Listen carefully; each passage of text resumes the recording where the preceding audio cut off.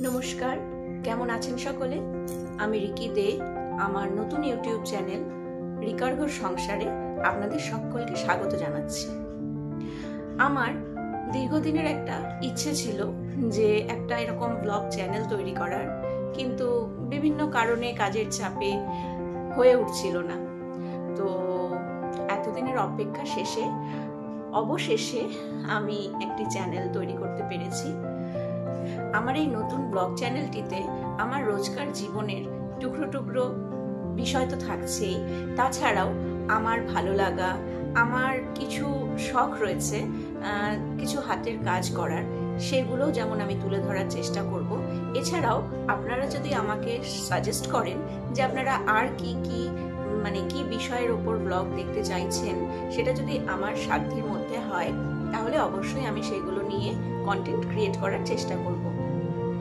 আর সেই জন্য আপনাদের কাছে অনুরোধ, আপনাদের যদি আমার ব্লগ চ্যানেলটা ভালো লাগে তাহলে পরে আমার চ্যানেলটিকে লাইক ও সাবস্ক্রাইব করে আমার পাশে থাকবেন। আমার এই চ্যানেলটি শুরু করার জন্য আমি সরস্বতী পুজোর বিশেষ দিনটিকেই বেছে নিলাম এবং সেই দিনকার ব্লগটি তুলে ধরছি। আশা করব আমার পাশে থাকবেন। ধন্যবাদ। আজ বসন্ত পঞ্চমী, সরস্বতী পুজোর সকাল।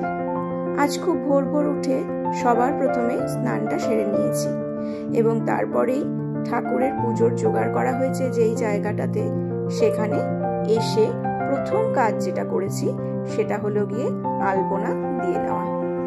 আলপনাটা সবার প্রথমে এই জন্যই দিয়ে নিলাম যাতে আলপনাটা কিছুটা হলেও শুকিয়ে যায়, না হলে তার উপর জিনিসপত্র লাগলে যদি আলপনাটা নষ্ট হয়ে যায়। কারণ এখন তো ঠান্ডার সময়, তাই শুকাতে একটু সময় লেগেই যায়। আমার আজকের পুজোর জোগাড়ের ক্ষেত্রে সবটাই যে আমি একা করেছি তা নয়, আমার মাও আমাকে যথেষ্ট সাহায্য করেছে। মাই সবার প্রথম স্নান সেরে ঠাকুর ঘরে চলে এসেছিল, ফল মূল বাকি যাবতীয় টুকটাক কাজগুলো সেরে নিচ্ছিল। মায়েরও শরীরটা খুব একটা ভালো নেই, দুদিন যাবৎ প্রচন্ড ঠান্ডা লেগে গিয়েছে। তবুও মা বলল একা হাতে তো সবটা করা যাবে না, তাই মা বলল যতটুকু পারি আমি ওকে সাহায্য করে দিচ্ছি। আর সকালবেলা স্নান সেরে যাতে বেশি করে আরো ঠান্ডা না লেগে যায়, তাই মা ঠান্ডার সমস্ত রকমের গরম জামা কাপড় পরে তারপর পুজোর জোগাড় করতে বসেছে। আসলে এখন তো শীতকাল, আর মাঝে দুদিন বেশ ভালো ঠান্ডাও পড়েছিল, সেই কারণে মায়ের একটু ঠান্ডা লেগে গেছে। এতটাই শরীরটা খারাপ যে গলা দিয়ে আওয়াজটুকুও বেরোচ্ছে না।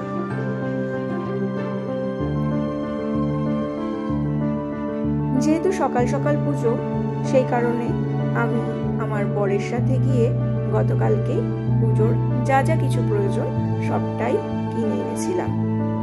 সন্ধ্যের দিকে বেরিয়েছিলাম, বেরিয়ে প্রথমেই ঠাকুরের মূর্তি, তারপর ফল ফুল, পেছনের চাঁদমালা থেকে শুরু করে যাবতীয় যা যা টুকটাক জিনিসপত্রের প্রয়োজন হয় একটা পুজোতে, সবটাই কিনে নিয়ে ফিরেছিলাম। খুব বেশি কিছুর আয়োজন নয়, ছোট্ট করে একটু পুজোটুকু করে নেওয়া আর কি। আমার মনে মনে বহুদিনের একটা ইচ্ছে ছিল, সুপ্ত বাসনা বলা যেতে পারে, যে কোনো একদিন আমি নিজে হাতে গুছিয়ে সুন্দর করে একটা সরস্বতী পুজো করব। তা এবছর যখন সেই সুযোগটা চলে এলো, আর হাতছাড়া করতে পারলাম না, মনটাও চাইলো না। কিন্তু বাদশাহ ছিল অন্য একটা জায়গায়। আসলে আমরা সবাই যখন কোনো পুজোর আয়োজন করি, সবার প্রথমেই যেটা আমাদের মনে আসে সেটা হলো গিয়ে পুরোহিত মশাইয়ের কথা। এবার সরস্বতী পুজোর জন্য যে কজন পুরোহিতের সঙ্গে যোগাযোগ করছিলাম পাড়ারই, তাদের কারোরই পুজো করার মতন সময়টুকু ছিল না। একজন অসুস্থ, আর একজনের অন্য পুজো গৃহপ্রবেশের কাজ পড়েছিল। তো সেই কারণে আমি ঠিক করলাম, যদি একান্তই পুরোহিত না পাওয়া যায়, নিরাশ না হয়ে নিজেই পুজোটাকে সেরে নেব। আমি অনেক ছোটবেলাতে আমার দিদার কাছে শুনতাম যে লক্ষ্মী পুজো এবং সরস্বতী পুজো, এই দুটো পুজোর ক্ষেত্রে যদি পুরোহিত নাও পাওয়া যায়, সেক্ষেত্রে নিজেরাই পুজো করে নেওয়া যেতে পারে। তাই বেশি কিছু না ভেবে নিজেই বসে পড়লাম পুরোহিতের আসনে। আমি একটা কথা খুব মেনে চলি, জানেন তো, মন যদি শুদ্ধ হয় তাহলে সব কিছু করা সম্ভব, সব কিছু করা যায়। আর মন থেকে যদি আমি মাকে আহ্বান জানাচ্ছি, তাহলে মা তো আমার ডাকে সাড়া দিতে বাধ্য,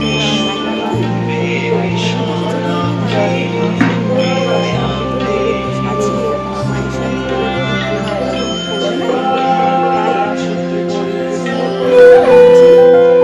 যতটুকু জানি পাঠ করে পুজোটুকু নিজেই সেরে নিলাম।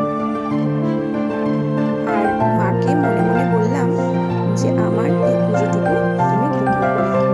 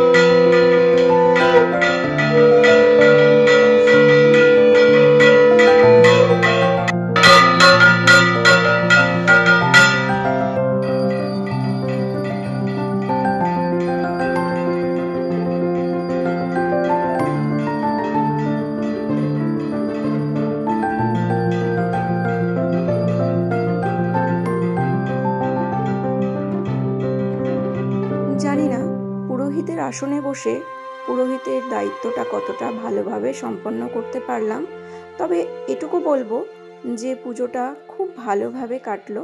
খুব ভালোভাবে পুজোটা করতে পেরে মনে এক অনাবিল শান্তি পেলাম। আর মায়ের কাছে জোরহাত করে প্রার্থনা জানালাম, ভুল ত্রুটি যাই হয়ে থাক মা, তুমি আমার পুজোটুকু ভালো মনে গ্রহণ করো। ঠাকুরের জায়গাটা যদি একটু সাজানো গোছানো না হয় তাহলে কি আর ভালো লাগে? আর যত ছোট করেই ডেকোরেশন করা হোক না কেন, সেটা একটু সময় সাপেক্ষ ব্যাপার বই কি। আর যেহেতু আজ সকাল 9:30 থেকে 10টার মধ্যে পঞ্চমী ছেড়ে যাওয়ার কথা ছিল, তাই ডেকোরেশনের কাজটা আজ আর রাখিনি। ভেবেছিলাম গতকাল রাতে সেরে নেওয়া হবে।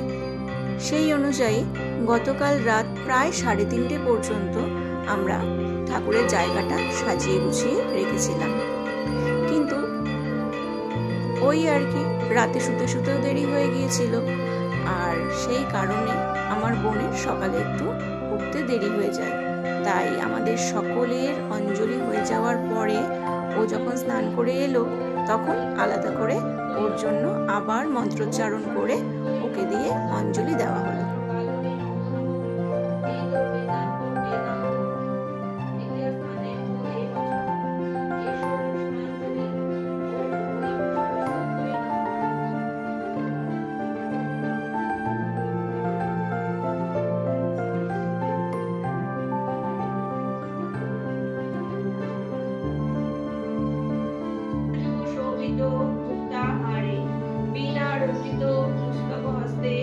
भगवती भारती देवी नमोस्तुते। ओम सरस्वती महाभागे विद्ये कमललोचने विश्वरूपे। এরপর আরো দুজন খুদেও চলে এসেছিল মায়ের পায়ে অঞ্জলি দিয়ে দেওয়ার জন্য। আসলে দেখতে খুব শান্তশিষ্ট মনে হলেও এই দুটোই মহাবিচ্ছু। আর এদেরকে এইটুকু সময় যে শান্ত হয়ে বসে অঞ্জলি দেওয়া, সে যে কি কষ্টসাধ্য ব্যাপার। দেখতেই তো পাচ্ছেন, একজন আরেকজনের ওড়নাও ঠিক করে দিচ্ছে অঞ্জলি দিতে দিতে। যতক্ষণ না পুজোটা সম্পন্ন হচ্ছিল একটা চিন্তার মধ্যে ছিলাম বইকি।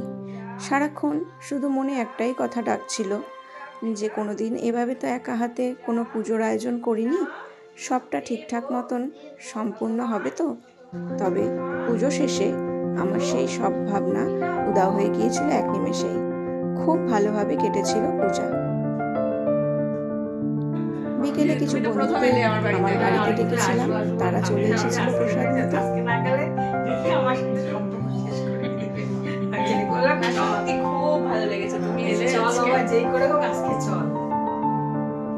সরস্বতী পুজোয় স্কুল কলেজ ছুটি থাকলেও অফিস কাছারির তো আর সেভাবে ছুটি থাকে না, তাই আমার বরমহাশয় অফিসে না গেলেও বাড়ি বসেই অফিসের কাজটুকু সেরে নিচ্ছিল।